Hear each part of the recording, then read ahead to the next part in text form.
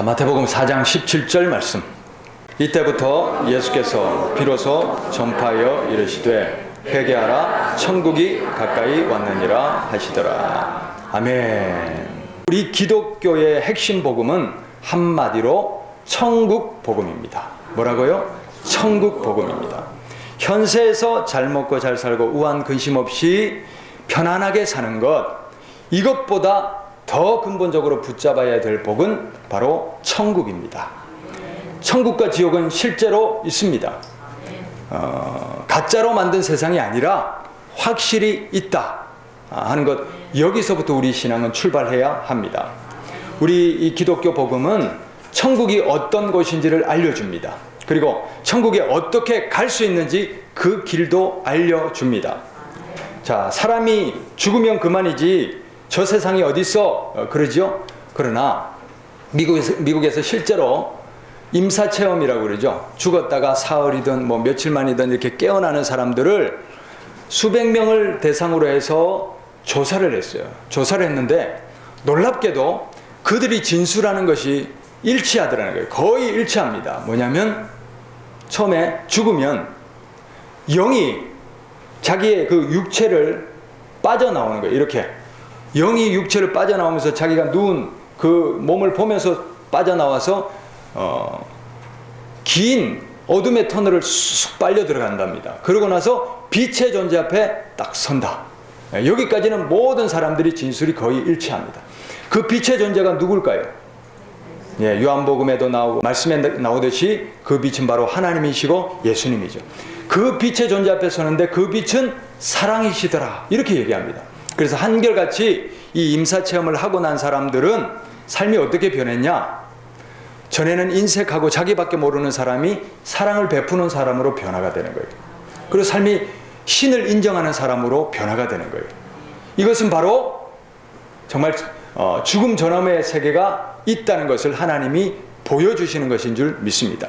물론 많은 사람들이 또 천국과 지옥 간증도 하지만 이런 임사체험이나 이런 상황들이 정말 실제한다, 천국이 실제한다, 지옥이 실제한다, 이런 것들을 보여주고 있는 것입니다.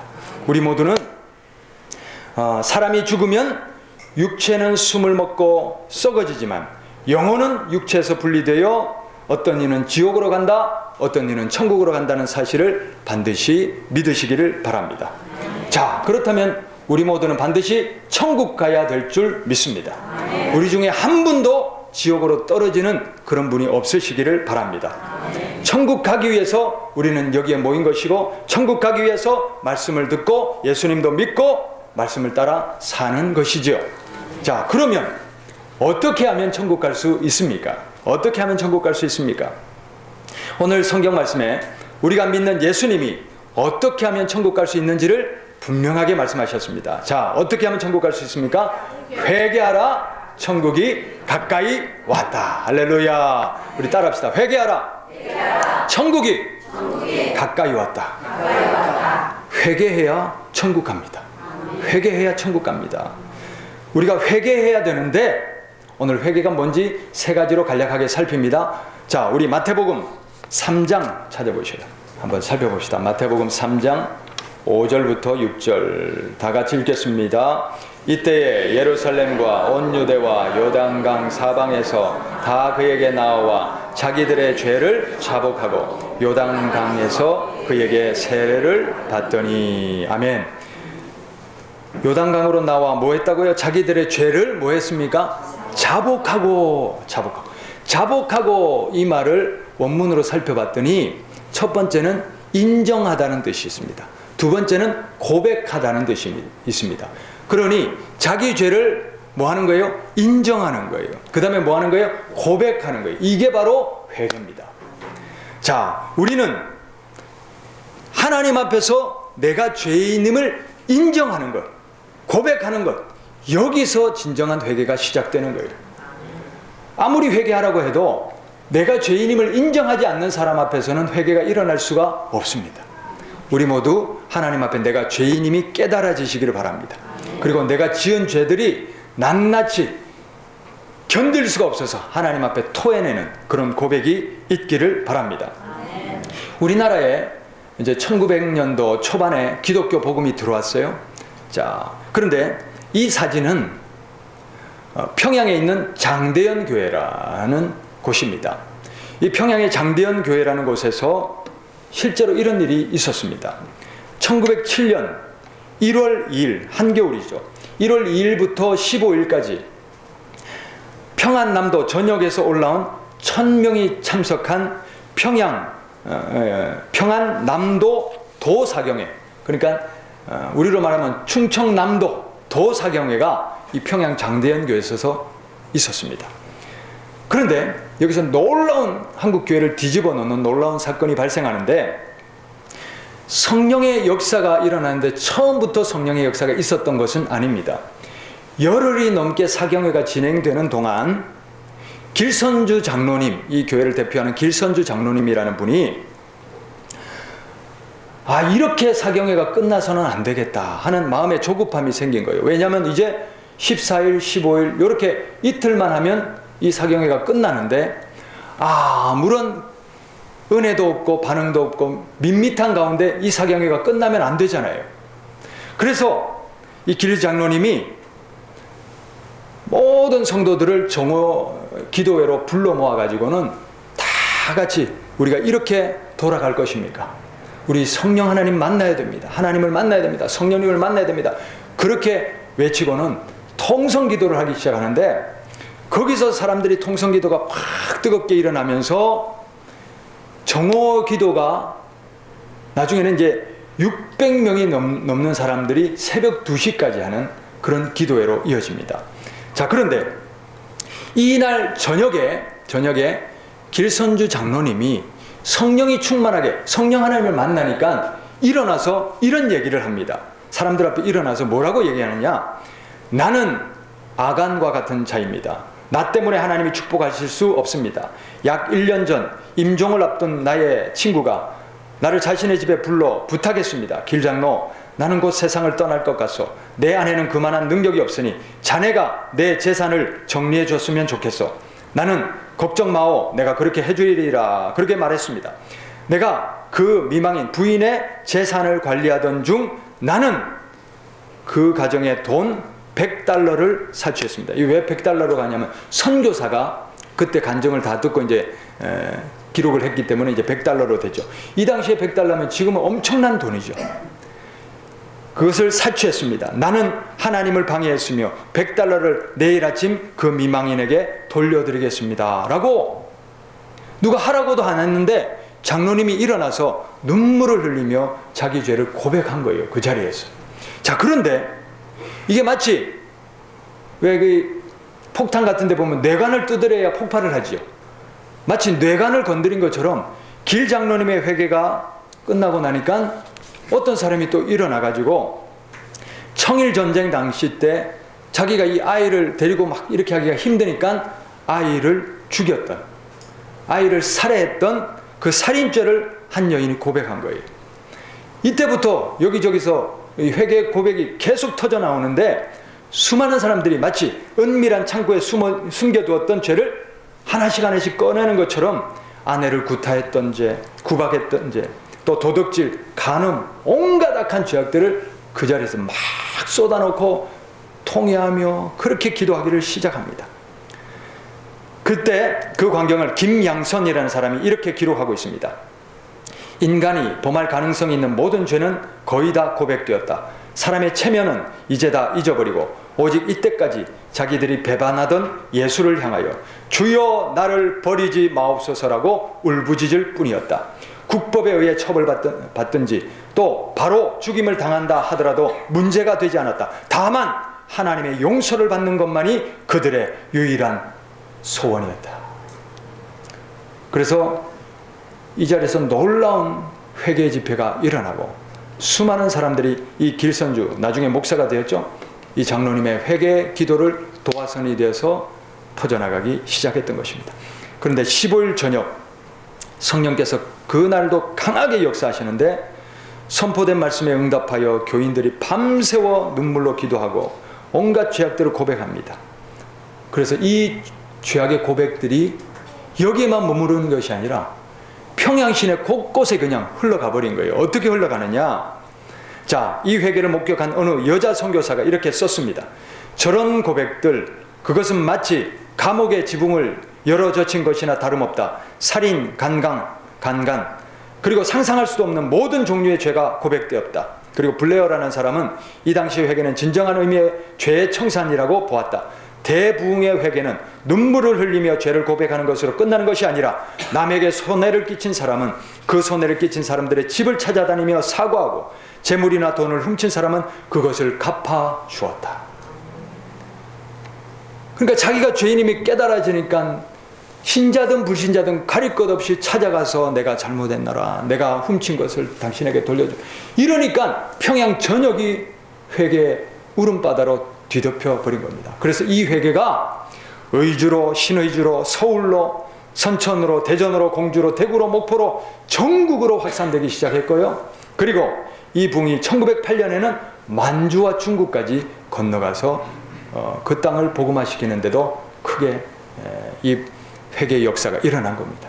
바로 이것이 지금의 하나님의 복음이 우리 가운데도 전해지는 놀라운 복음의 시초가 된 것입니다.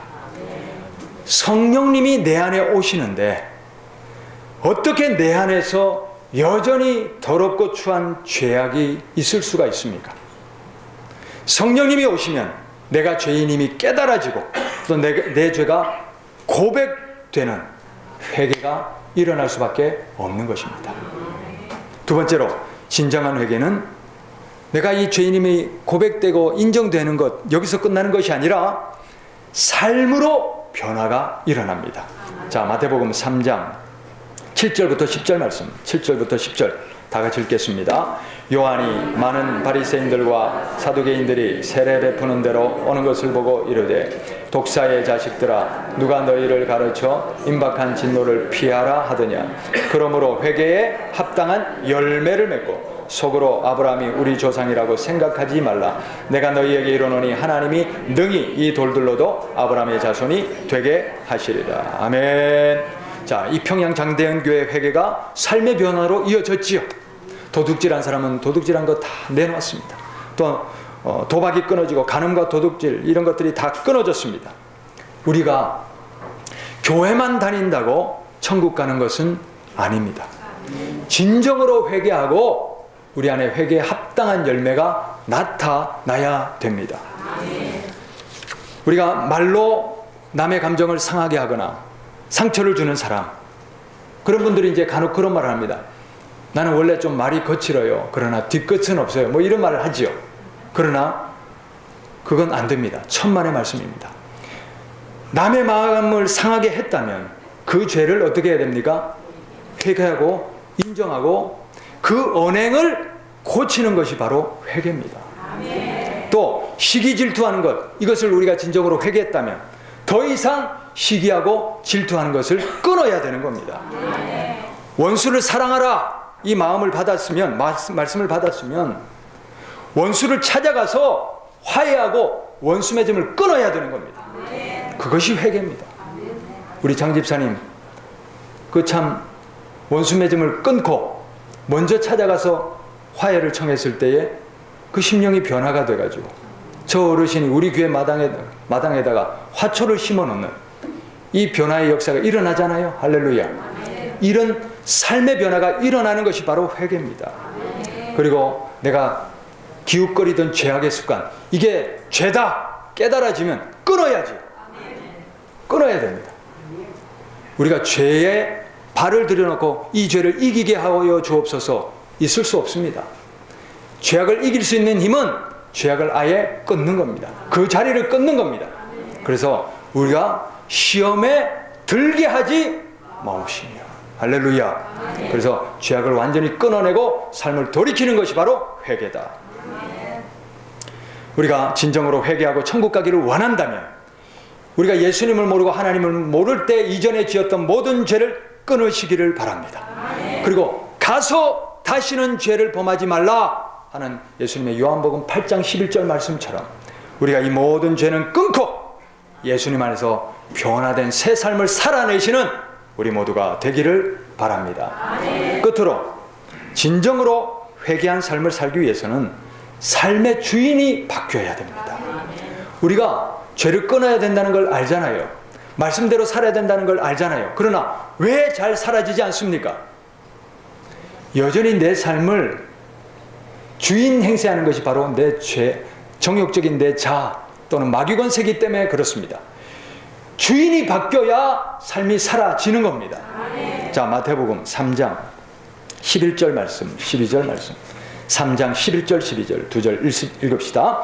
나는 너희로 회개하기 위하여 물로 세례를 베풀거니와 내 뒤에 오시는 이는 나보다 능력이 많으시니 나는 그의 신을 들기도 감당하지 못하겠노라. 그는 성령과 불로 너희에게 세례를 베푸실 것이요 손에 키를 들고 자기의 타작마당을 정하게 하사 알곡은 모아 곳간에 들이고 쭉정이는 꺼지지 않는 지옥불에 태우시고. 할렐루야, 할렐루야.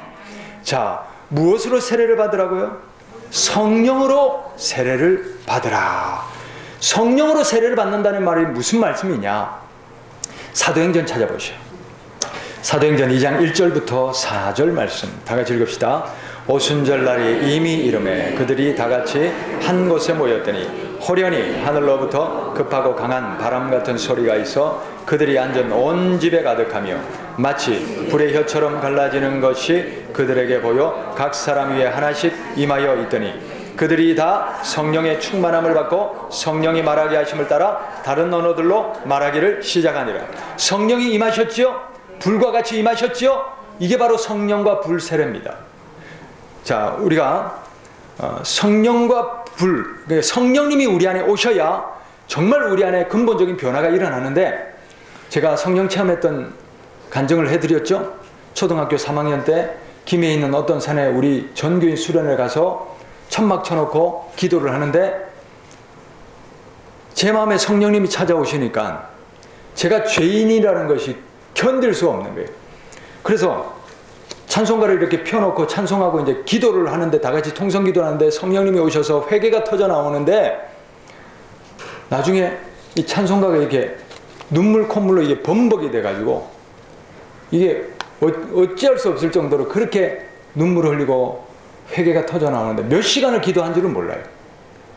그런데 거기서 회개가 터져 나오는데 성령이 오시니까 회개하게 하시는 거예요. 그리고 그 다음날 이렇게 산을 내려오는데 어제 그 나무 가지가 아니에요. 어제 그 돌뿌리가 아니에요. 어제 그 바람이 아니에요. 이 바람을 맞는데 새바람이에요. 나무까지도 새롭고 돌뿌리도 그렇게 아름답고 사랑스러워 보여요. 그래서 나중에 보니까 그것이 바로 이전 것은 지나갔으니 보라 새 것이 되었도다. 그리고 대학교 2학년 때 제가 이제 목회를 해야 되냐 말아야 되냐 갈등하면서 어떻게 합니까 하나님? 그 갈등을 하고 있을 때 제가 이제 이 김진홍 목사님의 간증 설교 테이프를 듣다가 성령이 저 안에 콱 들어오시는데 불덩어리가 들어오는 거예요. 어떤 불덩어리 같은 게 저 안에 콱 들어와서 이게 터지는데 기쁨으로 폭발하는 거예요. 그래서 그냥 눈물이 그냥 뚝뚝뚝뚝 떨어집니다. 11시가 넘은 시간에 제가 방에서. 근데 이제 손에 막 떨어지니까 뜨거운 눈물이잖아요. 그래서 제가 손이 데이는가 싶어서 울다가 눈을 떠서 보니까 그 손은 괜찮더라고요. 근데 하여튼 뜨거운 눈물이 막 흐르면서 기쁨이 그냥 폭발하는데, 어떤 확신이 오냐면 이렇게 목회하면 되겠다. 이렇게 내 삶을 드리면 하나님 책임져 주시겠다. 이 확신이 딱 드는 거예요. 그래서 저 혼자 목욕탕 들어가가지고 벽을 치면서 하나님 감사합니다. 감사합니다. 그렇게 제가 성령을 만났던 그런 기억이 있습니다. 성령님이 오신다. 성령님을 만난다. 성령님을 체험한다. 이 말은, 이 뜻이 뭐냐면 우리가 정말 사랑하고 또 우리가 정말 만나고 싶었던 사람을 만났어요. 그리고 그 사람과 대화하는 동안 엄청난 감동과 감격이 내 안에 밀려와요. 자, 이처럼 우리가 성령님을 만난다는 것은 성령님이 내 안에 찾아오시는 겁니다. 자, 그런데 성령님은 영이시기 때문에 내 영이 성령님을 만나는 겁니다. 성령님이 내 영 안으로 들어온다는 거예요. 그런데 우리가 늘 만나고 싶었던 사람을 만나도 감격이 일어나잖아요. 하물며 하늘과 땅의 주인이시고 생명과 사랑의 근본이신 성령님이 내 안에 오시니 내 안에 어떻게 감격과 변화가 없을 수 있겠습니까? 그래서 성령님을 만나면 내가 죄인임이 깨달아지고 또 회개가 일어나고 또 지혜와 확신이 생기기도 하고 어떤 분은 죽을 병이 낫기도 하고 또 능력을 받아서 전도자가 되고 이런 일들이 일어나는 것입니다. 그런데 이 모든 일보다 더 중요하게 내 안에 일어나야 되는 변화는 바로 주인이 바뀌는 변화가 일어나야 됩니다. 왜냐? 제가 초등학교 3학년 때 성령 체험했지요? 그때부터 제가 성자가 되었을까요? 아니더라는 거예요. 아니더라는 거예요. 대학교 2학년 때 성령 체험했죠? 그때 이후로 제가 성자가 되었나요? 아니더라는 거예요. 뭐냐? 정말 성령님이 우리 안에 오시는 이유는 바로 내가 성령님을 만나서 내 삶의 주인이 바뀌어 성령님이 그때부터는 인도하시는 삶으로 변화되는 것. 이것이 정말 우리에게 근본적으로 일어나야 될 변화입니다. 이전에는 내가 내 삶의 주인이었어요. 그래서 내가 하고 싶은 대로 살았어요. 마음대로 살았어요. 그러나 성령님이 내 안에 들어오셨어요. 그 귀한 분이, 그 놀라운 분이 내 안에 들어오신 겁니다. 그런데 여전히 성령님을 제쳐두고 내 마음대로 내 욕심대로 온갖 죄악, 그런 더러운 죄악들을 저지르며 살 수가 있습니까? 만약 그렇게 살고 있다면 그 사람은 진정으로 성령님을 만나지 못한 것입니다. 성령님을 진정으로 만났다면 변화가 일어날 수밖에 없습니다. 우리 모두 진정으로 성령님을 만나고 주인이 바뀌는 은혜가 있기를 바랍니다. 교회는 다니지만 여전히 내가 주인이면 그 사람은 죄악의 열매, 정욕의 열매, 남에게 상처와 또 해를 끼치는 악한 열매만이 나타날 수밖에 없습니다. 이런 사람들의 결말이 무엇입니까? 마태복음 3장 10절에 좋은 열매를 맺지 아니하는 나무마다 찍혀 불에 던져지리라. 우리 모두가 지금 주님 앞에 나왔지요. 신앙생활 하지요. 열매 맺고 있지요. 그러나 이 중에서도 알곡을 골라낸다는 겁니다. 열매 중에서도 좋은 열매 골라내겠다는 겁니다. 그렇지 않은 열매는 찍어서 불에 던지겠다는 거예요. 진정으로 회개하고 성령님을 만나서 주인이 바뀌어져야 됩니다. 성령님이 내 안에 주인 되실 때에 내게는 성령의 열매가, 회개에 합당한 열매가, 좋은 열매가 맺어지는 거예요. 성령이 오시면 너희가 권능을 받고 증인이 되죠. 놀라운 능력을 받죠. 자, 그러나 능력 받는다고 구원받는 것 아닙니다. 나더러 주여 주여 하는 자가 천국에 들어갈 것이 아니요 하나님의 아버지의 뜻대로 행하는 자가 들어가리라. 그때 많은 사람들이 나더러 주여 내가 주의 이름으로 선지자 노릇하고 귀신도 쫓아내고 능력을 행하지 아니하였나이까 하리니 그때 내가 그들에게 밝히 말하되 불법을 행한 자들아 내게서 떠나가라. 내가 너희를 도무지 알지 못한다. 성령님이 내 안에 오셔서 주인이 바뀌어져야 돼요. 내 삶의 변화가 좋은 열매 맺는 열매의 변화가 일어나야 되는 겁니다. 할렐루야. 그래야 우리가 진정으로 구원받는 하나님의 뜻대로 행하는 천국 백성이 될 수가 있는 것입니다. 시체가 있습니다. 시체에 욕해 보셔요. 꿈쩍합니까? 시체를 두들겨 패 보십시오. 움찔합니까? 왜 꿈쩍 안 합니까? 왜 꿈쩍 안 합니까? 죽어서 그런 거예요. 죽어서. 바로 이겁니다. 내가 죽어야 합니다. 내가 살아있으니 욕 들으면 어때요? 발끈하는 거예요. 화가 나고 잠이 안 오고 원수 갚을 생각, 그런 것만 하는 겁니다. 그러나 내가 죽었으면 상대방이 욕을 하든 모함을 하든 나를 해치든 움찔하지 않습니다. 그럴 수 있지. 이유가 있겠지. 내가 뭐가 잘못한 게 있겠지. 그러면서 분노하지 않고 성내지 않고 미워하지 않을 수 있는 것입니다. 그래서 악을 악으로 갚지 않는 거예요. 원수도 사랑할 수 있는 거예요. 내가 죽어야 되는 거예요.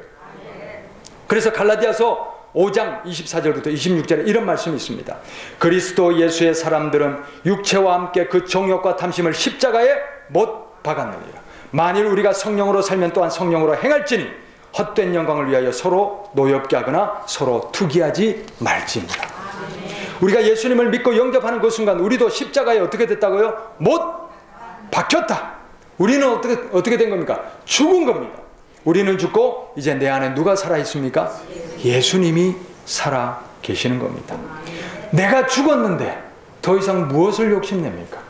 내가 죽었는데 더 이상 무엇이 서운합니까? 내가 죽었는데 더 이상 무엇을 우리가 움켜잡고 바랄 것이 있습니까? 오직 내 안에 계시는 예수님이 원하시는 생각으로, 성령님이 바라시는 삶으로 변화되는 우리 모두가 될 수 있기를 바랍니다. 이렇게 우리가 성령님을 만나고 내 삶의 주인이 바뀌어질 때에 우리는 진정으로 회개에 합당한 열매가 맺어지는 삶이 되는 것입니다. 그래서 요한도 예수님도 성령으로 세례받으라 한 거예요.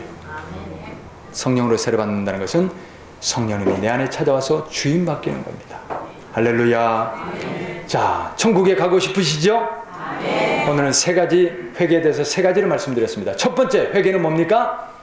내가 죄인임을 시인하고 인정하고 죄를 고백하는 거예요. 두 번째는요, 고백하는 것에만 그치지 않고 삶을 바꾸는 거예요. 세 번째는요, 내 힘으로 되지 않아요. 누가 오셔야 돼요? 성령님이 오셔야 돼요. 그래서 우리 모두는 성령님 오십시오. 예수님 내 안에 오십시오. 나를 좀 변화시켜 주십시오. 성령님을 만나는데 초점을 맞추시기를 바랍니다. 자, 말씀을 맺습니다. 제가 김진홍 목사님 그 형님 간증을 듣다가 아주 감동을 받은 적이 있습니다. 이 김진홍 목사님이 어려서 이제 가족들이 이제 일본을 건너갔어요. 그런데 형님이 이제 초등학교 들어갔는데 조센징이라고 학교에서 얼마나 매를 맞고 왕따를 당하는지. 그래서 이러다가 형 죽겠다 싶어서 다시 한국을 돌아왔어요. 그런데 일본에서 일본말을 배우고 왔잖아요.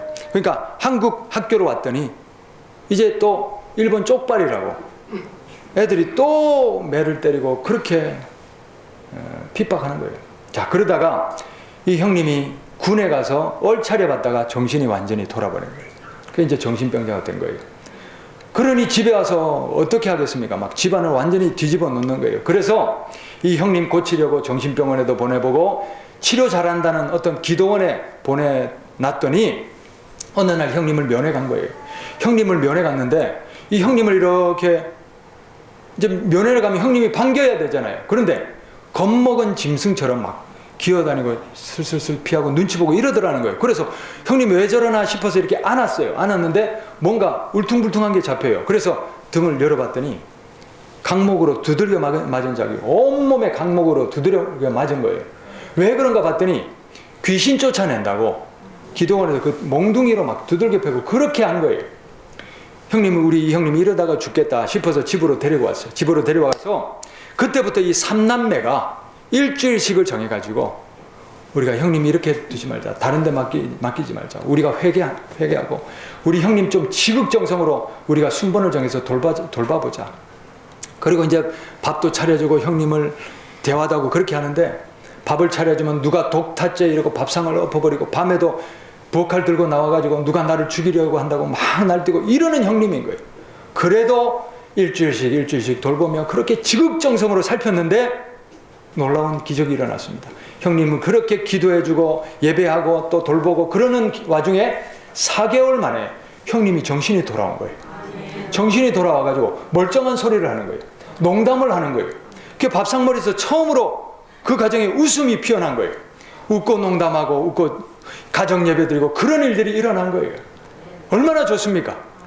근데 그것도 잠시 갑자기 형이 피를 토하는데 보니까 그동안 너무 두들겨 맞고 고생하고 이러다 보니까 폐가 망가져가지고 다 이게 막 이제 얼마 남지 않은 거예요. 그래서 이 김진홍 목사님이 하나님에 대해서 원망이 생기는 거예요. 이제 살만하니 이게 웬일입니까? 하나님이 진짜 살아계십니까? 살아계시다면 왜 우리 형님 이렇게 이 모양으로 이렇게 내버려 두십니까? 그러면서 하나님 앞에 원망이 되는 거예요. 자, 그런데 오늘은 이 형님이 이제 돌아가실 때가 된 줄 스스로 알잖아요. 그러고는 이 가족들 보고 찬송을 불러달라는 거예요. 형님이 늘 즐겨 부르던 내 영혼이 은총 입어 중한 죄짐 벗고 보니, 이 찬양을 부르는데 이제 3절을 쫙 부르는데 형님이 갑자기 얼굴이 환해지는 거예요. 그동안 세상에서 그렇게 고난당하고 힘들고 괴로움을 당하던 그 형님이 얼굴이 환해지더니 뭐라고 하느냐면, 내가 이제 갈 때가 되었구나. 그동안 아우들을 힘들게 한 것을 용서해달라. 천국 가서 예수님께 우리 동생들 잘 돌봐달라고 내가 부탁할게. 그래 놓고 얼굴이 환해지더니 이렇게 외칩니다. 저기 예수님이 오셔서, 저기 예수님이 오셔서. 그리고 환하게 빛이 나는 그런 얼굴로 편안하게 숨을 거두시는데, 이 김진홍 목사님이 그 마지막 가는 장면을 보고는 그렇게 하나님을 원망하고 불평했던 그 원망이 사라지고, 정말 하나님 살아계시구나, 우리 형님을 하나님 천국으로 거둬가셨구나, 그러면서 그동안 힘들었던 그런 모든 하나님 앞에 소원하고 힘들었던 마음들이 눈 녹듯 녹아지고, 나도 저렇게 형님처럼 예수님 모시고 형님처럼 가야지, 그런 소원이 생겼다는 겁니다. 여러분, 우리가 비록 이 땅에서는 어떤 서러움을 당하고 병으로 고생하고 온갖 죄를 지으며 추악하게 살았다 할지라도 우리가 회개합시다. 그리고 예수님을 모십시다. 성령님을 만납시다. 그리고 변화의 삶, 좋은 행실의 열매로 이제는 내 삶을 예수님이 원하시는 삶으로 고칩시다. 그러면 요한계시록 21장의 말씀처럼 죽는 것도, 애통하는 것도, 곡한 것도, 아프는 것도 다시는 있지 아니한 저 천국을 우리 모두가 선물로 받을 줄 믿습니다. 하나님이 우리 모두를 예비한 천국이 있습니다. 회개하라, 천국이 가까이 왔느니라. 우리 모두가 회개함으로 천국을 다 하나님의 은혜로 받으시는 저와 여러분, 우리 모두가 되실 수 있기를 바랍니다.